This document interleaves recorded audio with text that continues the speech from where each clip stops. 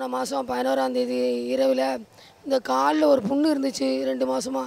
தேள் கொட்டின மாதிரி வலி. அப்புறம் நான் ஜெபம் பண்ணி முழங்கால் போட்டேன். ஒரு அரை மணி நேரம் ஜெபம் பண்ணப்போது கொஞ்சம் கொஞ்சமாக வலி நீங்கிருச்சு. எனக்கு கடந்த ஒரு வருஷமாக எனக்கு வாயு பிரச்சனைன்னு சொல்லி நான் நினச்சிட்டு வந்து டேப்லெட் எடுத்துகிட்டு இருந்தேன். ஆனால் அந்த டேப்லெட்டு போட்டாலும் எனக்கு எதுவுமே கேட்காத மாதிரி இருந்துச்சு.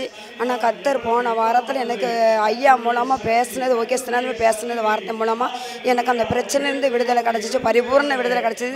2வது விடுதலை என்னென்னா, எனக்கு 13 வருஷத்துக்கு முன்னாடி ஒரு அடிப்பட்டது.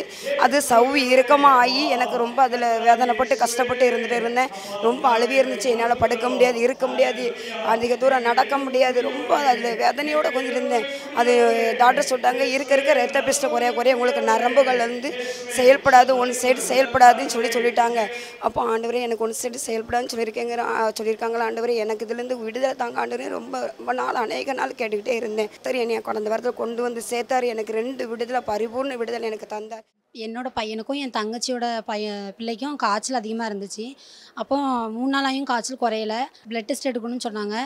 உடனே நான் ப்ரேயர் பண்ணேன், ஏசு காய்ச்சல் கம்மியாகட்டும், காய்ச்சல் சரியாயிட்டுனா பெரிய காய்ச்சல் இருக்கும், டெங்கு காய்ச்சல் இந்த மாதிரி எதுவும் இருக்கக்கூடாது, அதை கம்மி பண்ணுங்க, நான் உங்களுக்கு சாட்சி சொல்கிறேன்னு சொல்லி ப்ரேயர் பண்ணியிருந்தேன். கர்த்தருடைய நாமத்தினால காய்ச்சல் சரியாயிடுச்சு. எங்களுடைய பிள்ளைகளோட ஸ்கூல் ஃபீஸு, என் ஹஸ்பண்ட் வந்து பிஹெச்டி ஒர்க் பண்ணுறாங்க.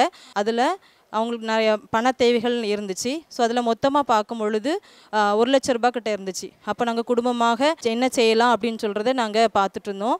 அப்போது என் மனசில் என்ன பட்டுச்சு அப்படின்னா, நம்ம உலக பிரகாரமான ஒரு தகப்பட்ட போய் நம்ம கேட்கும் பொழுது கண்டிப்பாக நமக்கு எப்படினாலும் கஷ்டப்பட்டனாலும் நமக்கு தருவாங்க இல்லையா. அப்போது நம்ம பரம தகப்பன் அவர் ஐஸ்வர்ய சம்மனராக இருக்காங்க, அவங்கள்ட்ட நம்ம கேட்போம்னு சொல்லிட்டு நம்ம ஜோம்னுவோம் டாடி அப்படின்னு சொல்லி நான் சொல்லிட்டேன்.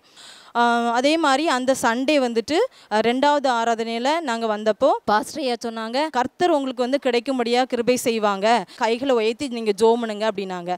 அதே போல் கைகளை உயர்த்தி ஜோம்னிட்டு போயிட்டோம்.